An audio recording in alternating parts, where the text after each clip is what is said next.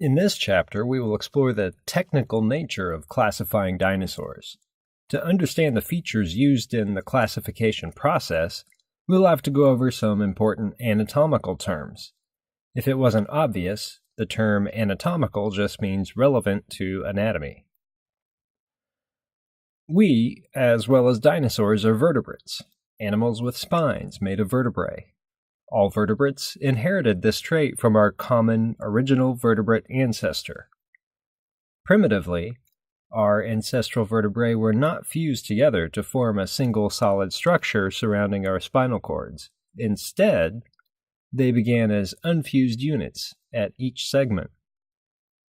The thimble-shaped lower portion of our vertebrae that stack and support the compressive forces of our weight are the centra, or singularly, each is a centrum. The top of our vertebrae that bear the long spines and processes for attaching muscles and ligaments are neural arches, and the spine at the very top of each vertebra is a neural spine. The hole formed where each centrum and neural arch meet is a neural canal, and this is where the spinal cord of the central nervous system passes through from our brain down the vertebrae to the vertebrae between our hips.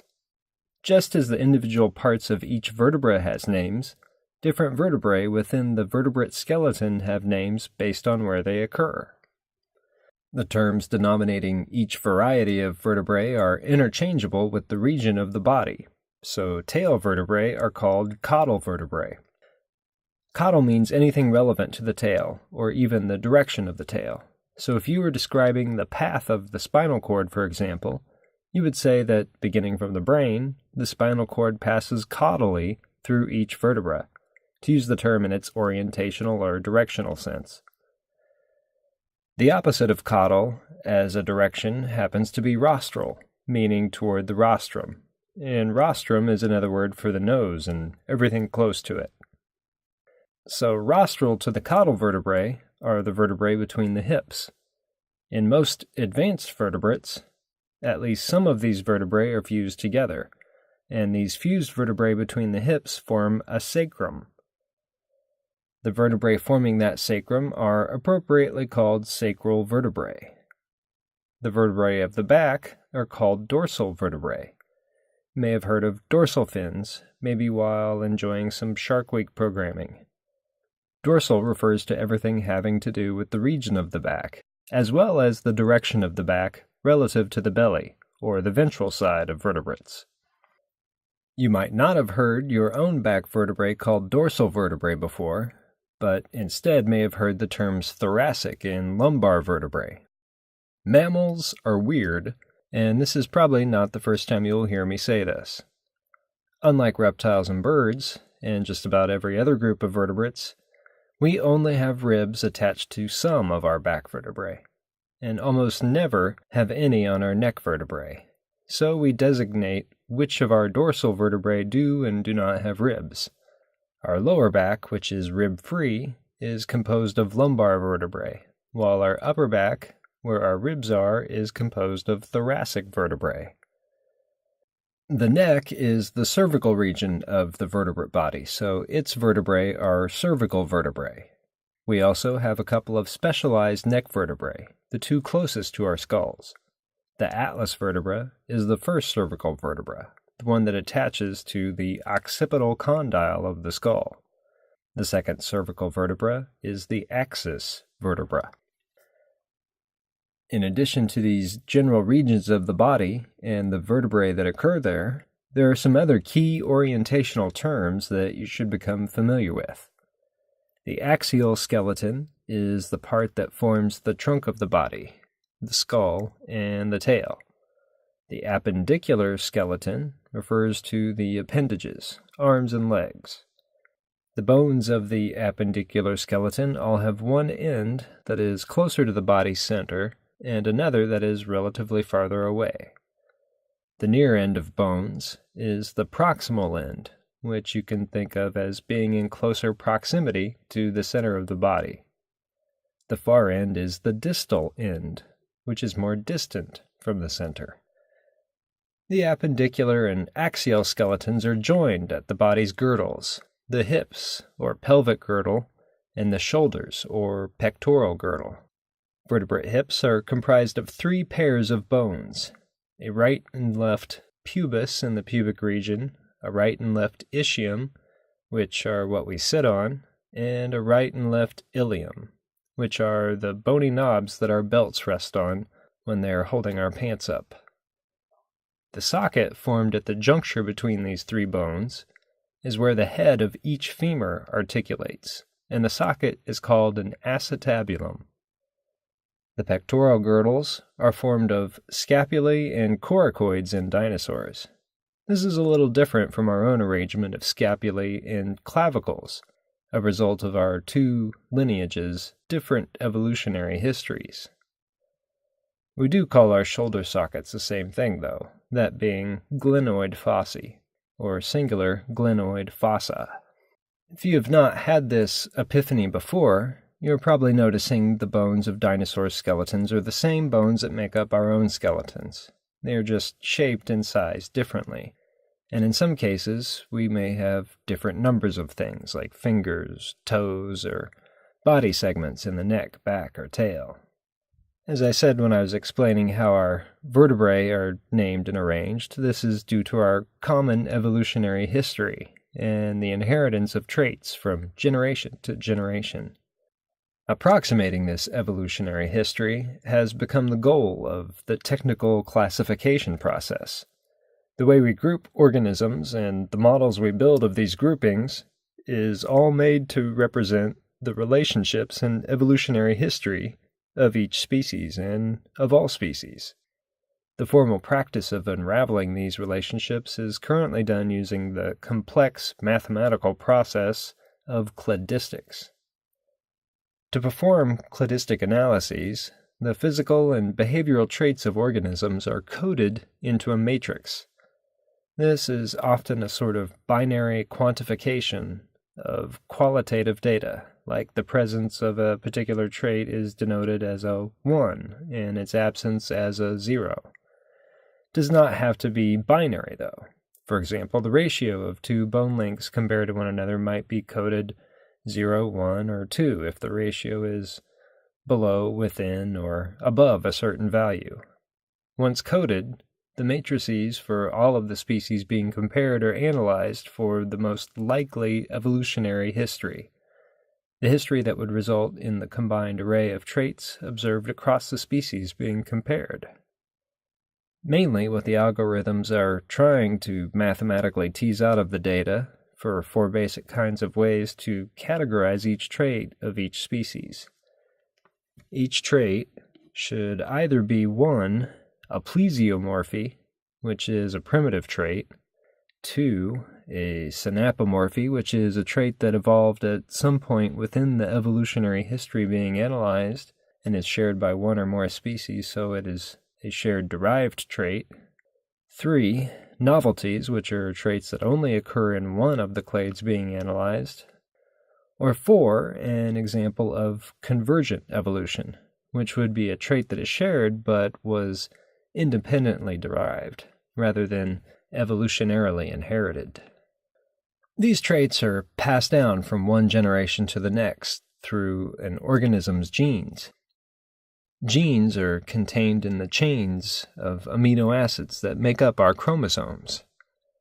The location of a gene on its chromosome is its locus. In ourselves, and we presume dinosaurs, chromosomes and the genes they bear are paired with each gene having a copy at each locus. Each variation of a gene is an allele. When there are different alleles at the same locus on the chromosome pair, the dominant gene determines which is expressed as the organism develops, and its phenotype becomes apparent. You've probably heard about the gene pool and jokes about who came from the shallow end.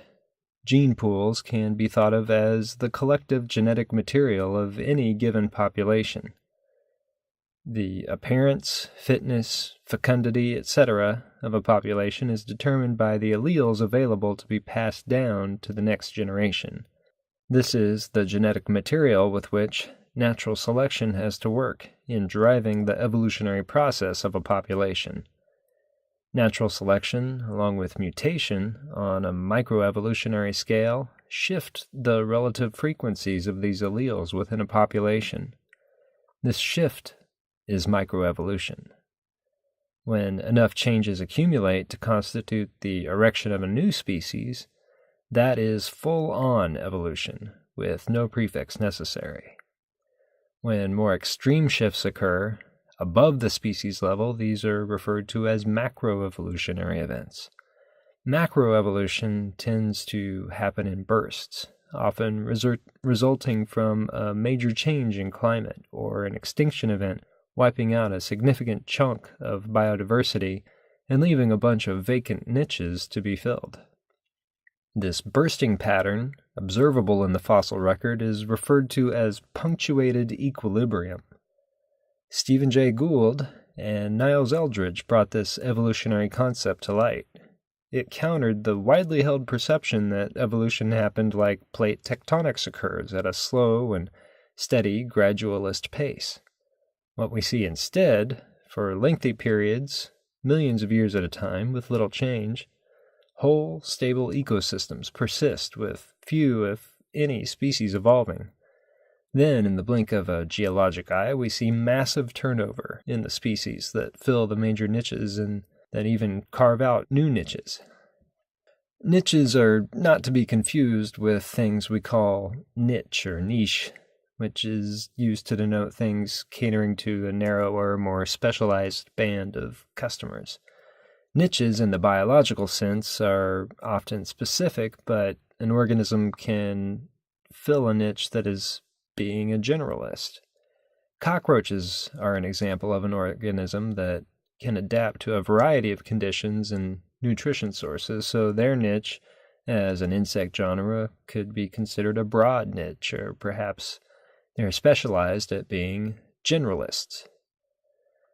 An organism's niche is not just defined by how it gets its food and water. Its every interaction with its ecosystem is part of its niche. Where a species sleeps, which other species it competes with for resources or territory, even the earth it may dig up and the fecal matter it may leave in that hole are all facets of the niche an organism fills. Thinking about the interconnectivity of ecosystems makes this seem more tangible. Somebody has to supply the invertebrates that rely on feces for nutrition, their resources. And as unexciting as it may be, this, along with everything else, is part of an organism's niche. A pair of species can even drive each other to rapidly evolve some new extreme features, like predator and prey driving each other to continually increase their potential for running at high velocity, or their massive size.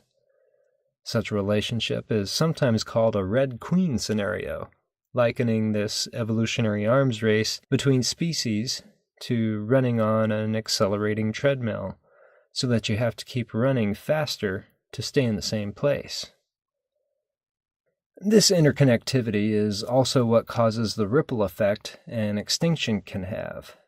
If one species gets wiped out suddenly due to disease, drought, famine, or whatever, the other species that relied on it for prey, or to prey on its predators to provide it with shelter or provide it with feces to eat, such a vacancy can quickly cause a chain reaction and the collapse of an ecosystem. Organisms are honed by natural selection to be fit to their complete ecosystem. Natural selection does not have a mechanism to prepare species for changes it may face in the future. Having enough genetic diversity present within a population so that enough individuals survive and can adapt to changes is the biggest trick to being a species with longevity. Tracing the macroevolutionary changes of vertebrates through time is how we are able to determine where dinosaurs fit on the proverbial tree of life. As you may have imagined, if we look back far enough, we arrive at the common ancestor between our own mammalian ancestors and dinosaurs. People and dinosaurs are both vertebrates, and more specifically, we are tetrapods, so that places our common ancestor above or more recent than the split between ray-finned fishes and lobe-finned fishes. We know also that dinosaurs laid eggs like amniotes, and more specifically, they were oviparous, laying eggs that hatched outside the mother's body. As mammals, we too are amniotes, but humans are viviparous, retaining fertilized eggs and developing embryos internally, embedded in a womb. Knowing for certain how a fossil organism handled its embryo incubation can be tricky to downright impossible to find out. Thankfully, the evolutionary relationships of tetrapods seems to have been recorded in the evolutionary development of their skulls. Modern reptile skulls come in two basic varieties: anapsid skulls, which turtles have, and diapsid skulls, which everything but turtles have. Our own mammalian lineage springs from the other branch of amniotes, which primitively have synapsid skulls. These three skull types are defined by the number of fenestrae, or windows, that occur posterior to the eye sockets. Our synapsid ancestors, like the famous sail-backed Permian synapsid Dimetrodon, have one hole behind the eye, so Dimetrodon is not a member of the Eureptilia. The true reptiles, which is what the Eureptilia are, in the late Triassic spawned dinosaurs and pterosaurs from a group of diapsid reptiles known as Arca Sores. Arca Sores are diapsids, with a fenestra anterior to the eye, in addition to the two that are posterior to the eye. Knowing how these major groups of reptiles are related allows us to project behavior and physiology of modern animals onto these extinct life forms. This is sort of an indirect method of observing how these animals that lived millions of years ago functioned.